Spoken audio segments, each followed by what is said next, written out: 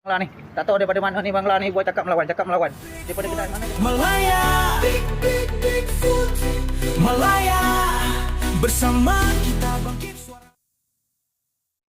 Dalam video ini jelas warga asing yang buang sampah merata-rata. Mereka buang sampah tepi jalan walaupun tong sampah besar dah ada di situ. Rakam video sendiri kata yang buat ni semua warga asing yang buat. Saya pantau je dekat sini. Ini bukan sekadar salah buang sampah.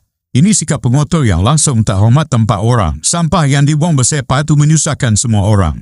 Lorong belakang yang sepatutnya boleh dilalui oleh lori dan kereta menjadi sempit. Bila sampah bertimbun, alam flora atau pihak kebersihan pun susah nak tarik tong sampah ke lori. Perakam video sudah tegur berulang kali.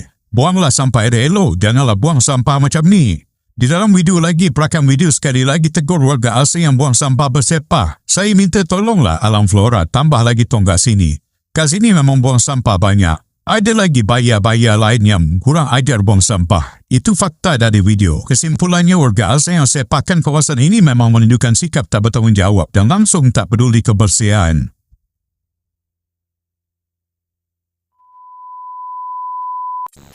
Bangla ni. Tak tahu daripada mana ni Bangla ni buat cakap melawan. Daripada kedai mana saya tak tahu. Dari kedai mana tak tahu. Macam ni buang sampah. Orang lain membuang sampah juga. Tapi tak payahlah nak buang sampah macam bodoh-bodoh macam ni.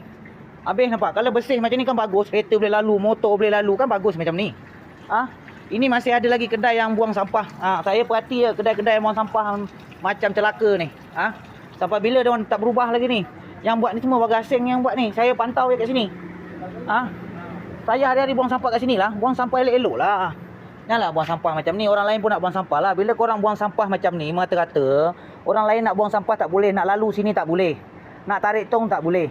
Habis yang bandaraya ke dengan alam flora nak tarik barang-barang susah nak buang sampah dalam lori diorang.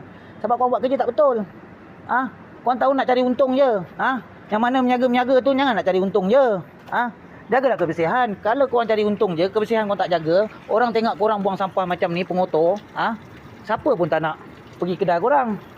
Buanglah sampah elok-elok, janganlah macam ni. Saya paling tak suka orang buang sampah ni. Susah saya nak buang sampah, orang lain nak buang sampah. Banyak kedai yang saya tahu ni. Tengok lepas ni siapa yang buang sampah, saya pantau itu kedai, saya hantar dekat dalam TikTok. Saya harap bandaraya ke, alam flora ke, yang mana ambil kesihatan, bagian kesihatan, saman dia punya kedai. 2,000 satu saman buang sampah yang bukan-bukan macam ni. Memang dekat kedai dia orang buat cantik, dekat belakang ni dia orang buat macam sampah. Habis orang lain lalu-lalu sini, saya tengok kat sini banyak pelancong-pelancong yang duduk kat sini yang lalu kat sini. Dia orang ambil gambar dah masuk dekat viral. Harap faham yang buang sampah kat sini buang elok-elok.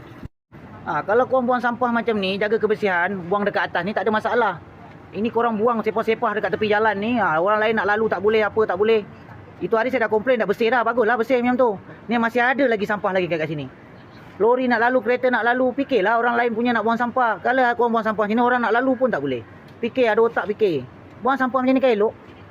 Lepas tu saya minta tolonglah alam flora tambah lagi tong kat sini. Kat sini memang buang sampah banyak. Harap tambah lagi tong-tong kat sini.